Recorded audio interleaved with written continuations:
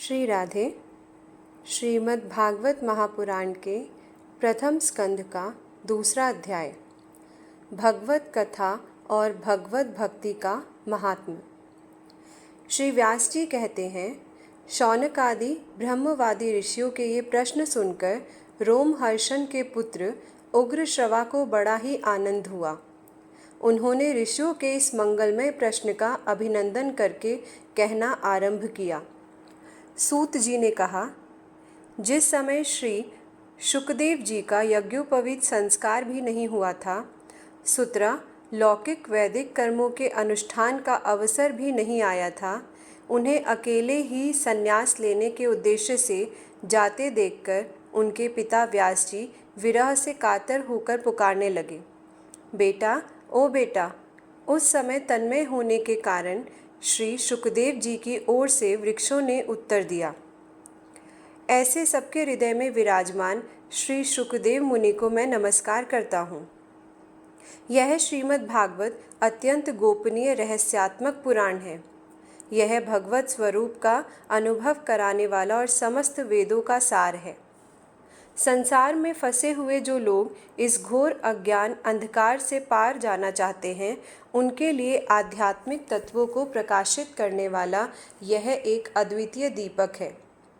वास्तव में उन्हीं पर करुणा करके बड़े बड़े मुनियों के आचार्य श्री शुकदेव जी ने इसका वर्णन किया है। मैं उनकी शरण ग्रहण करता हूँ।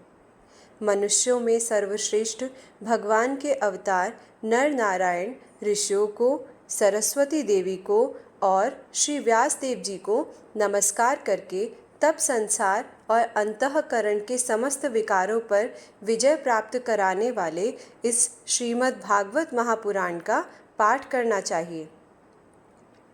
ऋषियों, आपने संपूर्ण विश्व के कल्याण के लिए यह बहुत सुंदर प्रश्न किया है, क्योंकि यह प्रश्न श्री कृष्ण के संबंध में है और इससे भली भांति आत्मशुद्धि हो जाती है। मनुष्यों के लिए सर्वश्रेष्ठ धर्म वही है जिससे भगवान श्री कृष्ण में भक्ति हो। भक्ति भी ऐसी जिसमें किसी प्रकार की कामना ना हो और जो नित्य निरंतर बनी रहे। ऐसी भक्ति से हृदय आनंद स्वरूप परमात्मा की उपलब्धि करके कृतकृत्य हो जाता है। भगवान श्री कृष्ण में भक्ति होते ही, अनन्य प्रेम से उनमें चित्त जोड़ते ही निष्काम ज्ञान और वैराग्य का आविर्भाव हो जाता है। धर्म का ठीक ठीक अनुष्ठान करने पर भी यदि मनुष्य के हृदय में भगवान की लीला कथाओं के प्रति अनुराग का उदय ना हो, तो वह निरा श्रम ही श्रम है। धर्म का फल है मोक्ष, उसकी सार्थकता अर्थ प्राप्ति में नहीं है। अर्थ केवल धर्म के लिए है, भोग विलास उसका फल नहीं माना गया है। भोग विलास का फल इंद्रियों को तृप्त करना नहीं है, उसका प्रयोजन है केवल जीवन निर्वाह। जीवन का फल भी तत्व जिज्ञासा है। बहुत कर्म करके स्वर्ग आदि प्राप्त करना उसका फल नहीं है। तत्ववेता लोग ज्ञाता और ज्ञेय के भेद से रहित अखंड अद्वितीय सच्चिदानंद स्वरूप ज्ञान को ही तत्व कहते हैं। उसी को कोई ब्रह्म, कोई परमात्मा और कोई भगवान के नाम से पुकारते हैं। श्रद्धालु मुनिजन भागवत श्रवण से प्राप्त ज्ञान वैराग्य युक्त भक्ति से अपने हृदय में उस परम तत्व रूप परमात्मा का अनुभव करते हैं। शौनक आदि ऋषियों, यही कारण है कि अपने अपने वर्ण तथा आश्रम के अनुसार मनुष्य जो धर्म का अनुष्ठान करते हैं, उसकी पूर्ण सिद्धि इसी में है कि भगवान प्रसन्न हो। इसलिए एकाग्र मन से भक्त वत्सल भगवान का ही नित्य निरंतर श्रवण, कीर्तन, ध्यान और आराधन करना चाहिए। कर्मों की गांठ बड़ी कड़ी है। विचारवान पुरुष भगवान के चिंतन की तलवार से उस गांठ को काट डालते हैं। तब भला ऐसा कौन मनुष्य होगा जो भगवान की लीला कथा में प्रेम ना करे। शौनक आदि ऋषियों, पवित्र तीर्थों का सेवन करने से महत् सेवा, तदंतरन श्रवण की इच्छा, फिर श्रद्धा, तत्पश्चात भगवत कथा में रुचि होती है। भगवान श्री कृष्ण के यश का श्रवण और कीर्तन दोनों पवित्र करने वाले हैं।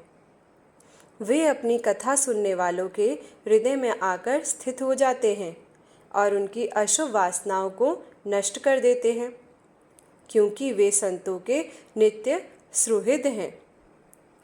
जब श्रीमद् भागवत अथवा भगवत भक्तों के निरंतर सेवन से अशुभ वासनाएं नष्ट हो जाती हैं, तब पवित्र कीर्ति भगवान श्री कृष्ण के प्रति स्थायी प्रेम की प्राप्ति होती है।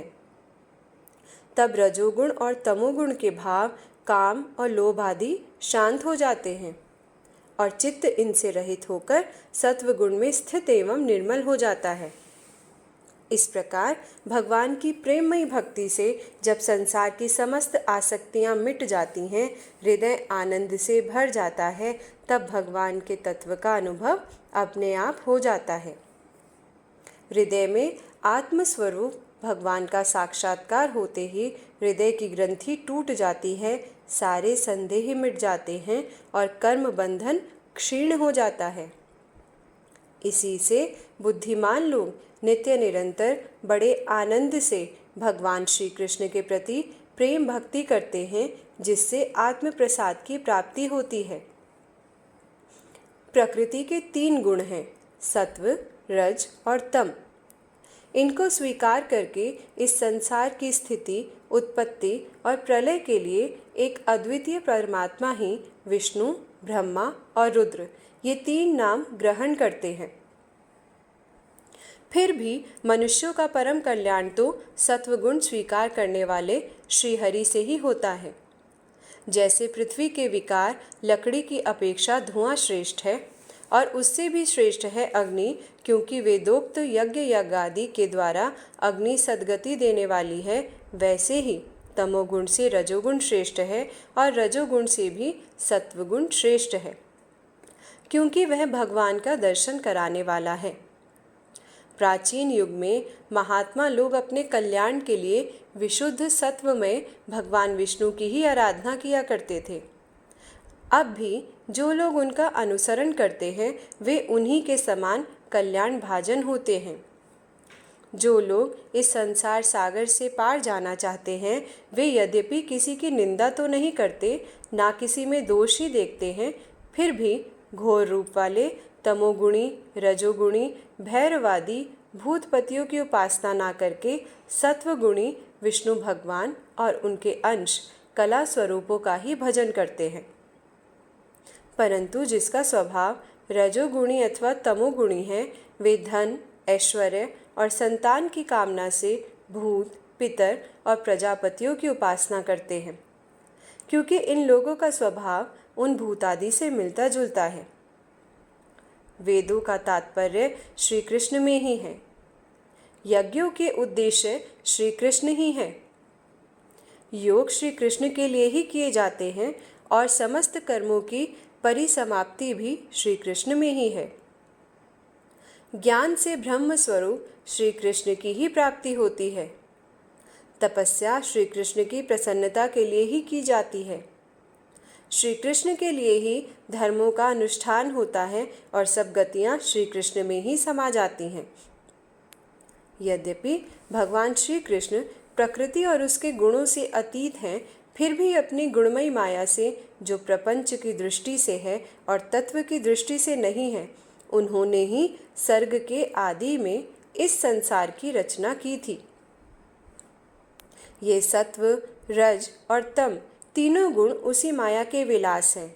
इनके भीतर रहकर भगवान इनसे युक्त सरीखे मालूम पड़ते हैं।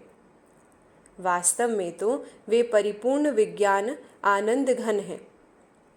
अग्नि तो वस्तुतः एक ही है, परंतु जब वह अनेक प्रकार की लकड़ियों में प्रकट होती है, तब अनेक सी मालूम पड़ती है। वैसे ही सबके आत्मरूप भगवान तो एक ही हैं, परंतु प्राणियों की अनेकता से अनेक जैसे जान पड़ते हैं। भगवान ही सूक्ष्म भूत, तन्मात्रा, इंद्रिय तथा अंतःकरण आदि गुणों के विकारभूत भावों के द्वारा नाना प्रकार की योनियों का निर्माण करते हैं और उनमें भिन्न भिन्न जीवों के रूप में प्रवेश करके उन योनियों के अनुरूप विषयों का उपभोग करते कराते हैं। वे ही संपूर्ण लोकों की रचना करते हैं और देवता, पशु पक्षी, मनुष्य आदि योनियों में लीलावतार ग्रहण करके सत्व गुण के द्वारा जीवों का पालन पोषण करते हैं। शेष अगले भाग में।